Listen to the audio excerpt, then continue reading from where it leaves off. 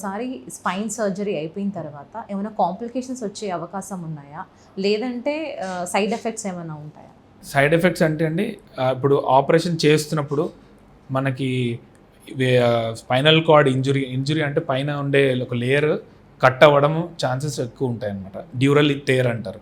So దానివల్ల spinal కార్డ్లో ఉన్న ఫ్లూయిడ్ వైట్ ట్రాన్స్పరెంట్గా వాటర్ లాగా ఉంటాయి, అవి లీక్ అవ్వడం, అంటే వెనుకున్న మనం కట్ చేసిన ఏరియాలోంచి లీక్ అవ్వడం, ఇన్ఫెక్షన్స్ అవ్వడం. ఒకవేళ ఇన్ఫెక్షన్స్ ఎక్కువ అయిపోతే బ్రెయిన్లోకి కూడా వెళ్ళే అవకాశం ఉంది. ఇన్ఫెక్షన్ బ్రెయిన్కి వెళ్ళి పేషెంట్ చాలా కాంప్లికేట్ అయ్యే అవకాశం ఉంటుంది.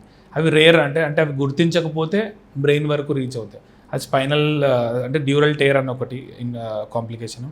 తర్వాత పెయిన్ తగ్గకపోవడం, వాళ్ళు ఎంత పేషెంట్ అనుకున్నాడో ఇంత పెయిన్ తగ్గిపోతుంది, నాకు బాగా అయిపోతుంది అనుకుంటారు, వాళ్ళ సాటిస్ఫాక్షన్ లెవెల్స్ రీచ్ అవ్వకపోవడం, అది మెయిన్ ఉంటుంది అన్నమాట. ఫెయిల్డ్ బ్యాక్ సిండ్రోమ్ అంటాం అన్నమాట.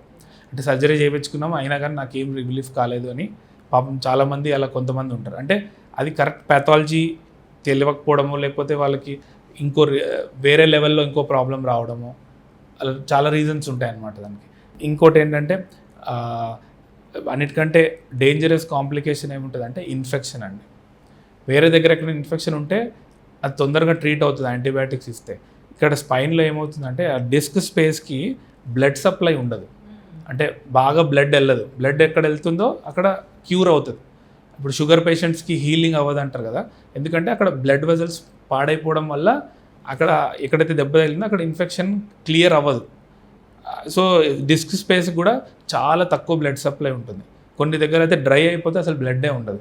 సో ఆ స్పేస్లో ఎక్కడైతే డిస్క్ తీసామో ఆ ఏరియాలో ఏమైనా ఇన్ఫెక్షన్ అయింది, పేషెంట్ సరిగ్గా క్లీన్గా పెట్టుకోకపోవడము, కొంతమందికి షుగర్ ఉండి ఇమ్యూనిటీ సరిగ్గా లేని వాళ్ళకి డిస్కైటిస్ అంటారు. ఆ కాంప్లికేషన్స్ వస్తే చాలా రోజులు యాంటీబయాటిక్స్ వాడడము, ఎక్కువ రోజులు ఇవ్వాలి, నార్మల్ కంటే ఎక్కువ రోజులు ఇవ్వాల్సి వస్తుంది.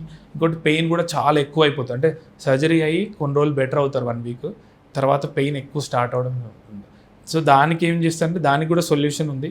మనం బోన్స్ ఫ్యూజ్ చేసేయాల్సి వస్తుంది. అంటే ఆ డిస్క్ స్పేస్ మొత్తం క్లియర్ చేసేసి బోన్ ఫ్యూజ్ చేస్తే ఆ పెయిన్ అవన్నీ సెటిల్ అయిపోతాయి. కానీ ఆ డిస్కైటిస్ అనేది చాలా డేంజరస్ కాంప్లికేషన్ అన్నమాట.